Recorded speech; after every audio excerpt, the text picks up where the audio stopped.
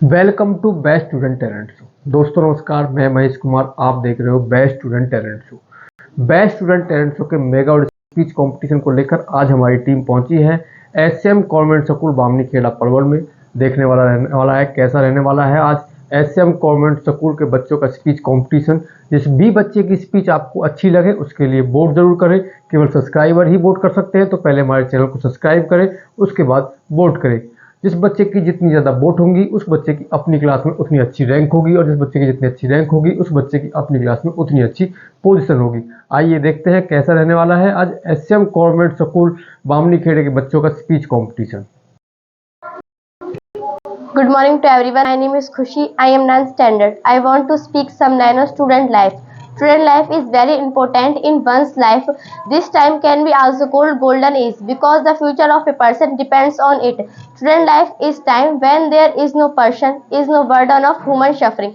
It is the most memorable phase of everyone's life. It is the best part of the life and it has only cares about himself and plenty of time. It is the best period of a man. A person never forget this period because this is very special and shiny for everybody. Thank you.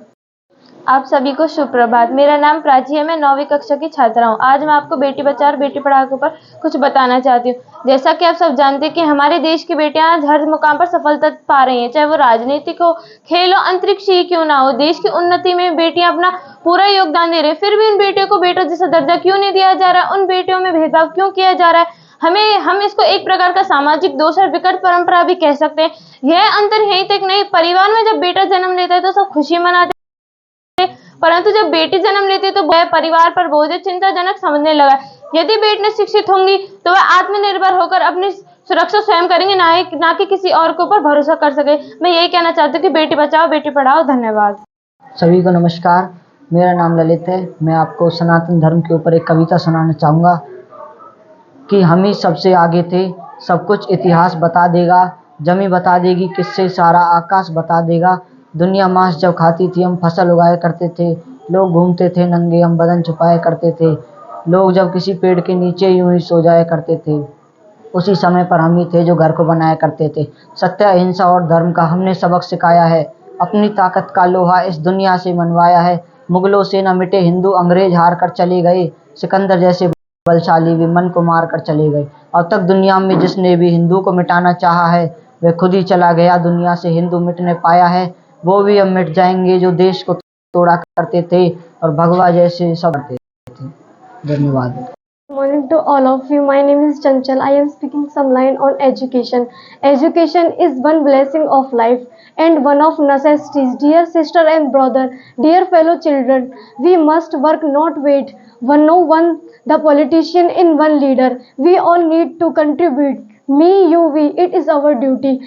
Why is it that giving guns is so easy, but giving books is so hard? Why is it that making tanks is so easy, but making building school is so hard? One pen, one child, one book, and one pen can change the world. Thank you. नमस्कार, मेरा नाम कीर्ति है, मैं 9वीं कक्षा की छात्रा हूँ। मैं आपके सामने गरीबी की समस्या के बारे में कुछ लाइनें बताना चाहती हूँ। गरीबी एक मजबूरी है, इसका समाधान जरूरी है। हिंदुस्तान में बहुत से लोग ऐसे हैं जो गरीबी की समस्या झेल रहे हैं। गरीबी किसी कठिनाई से कम नहीं है।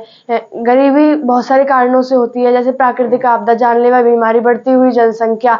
गरीबी एक ऐसी स्थिति है जब व्यक्ति अपने जरूरी भोजन, अपने कपड़े, अपने आवश्यक वस्तुओं को लाने में समर्थ नहीं हो पाता। गरीबी के कारण गरीब व्यक्तियों को बहुत सारा संघर्ष करना पड़ता है। भारत में कुछ लोग तो ऐसे जिन्हें दो वक्त का खाना भी नसीब नहीं हो पाता। अगर हमें निर्धनता को कम करना है तो हमें उन कारकों को अपनाना होगा जिनके कारण निर्धनता शुरू हुई है। हमें अधिक से अधिक रोजगार के अवसर लगाने होंगे, सभी व्यक्तियों को शिक्षा प्रदान करानी होगी। धन्यवाद। नमस्कार, मेरा नाम खुशी है, मैं 9वीं कक्षा की छात्रा हूँ। मैं आपके सामने आज दहेज प्रथा के बारे में कुछ बोलना चाहती हूँ। कृपया करके मेरी गलतियों की ओर ध्यान न देकर मेरा हौसला बढ़ाएं। आप सभी जानते होंगे आज के समय में दहेज प्रथा ने एक भयानक रूप ले लिया है। दहेज प्रथा बहुत बढ़ती ही जा रही है। आपने सुना भी होगा, सास ने बहू पर तेल छिड़ककर आग लगा दी। दहेज लौटाई और स्टॉव फट जाने के कारण उस बहू की हत्या हो गई। एक कहावत भी है, बेटी नहीं बचाओगे तो बहू कहाँ से लाओगे। सभी लोगों को बहू भी चाहिए, लेकिन उनके साथ दहेज भी चाहिए। आप सभी को कह देनी चाहिए कि दहेज नहीं देना चाहिए। पिछले समय में एक प्रथा भी चलाई गई थी। लड़कियों से कहा जाता था कि तुम सिर्फ घर के कामों को करोगे और लड़के बाहर पढ़ने के लिए जाएंगे, क्योंकि वह लड़कियों को नहीं पढ़ाते थे, क्योंकि लड़कियां ससुराल चली जाएंगी, उनका कुछ काम नहीं आएगा। वह सिर्फ रसोई के कामों तक ही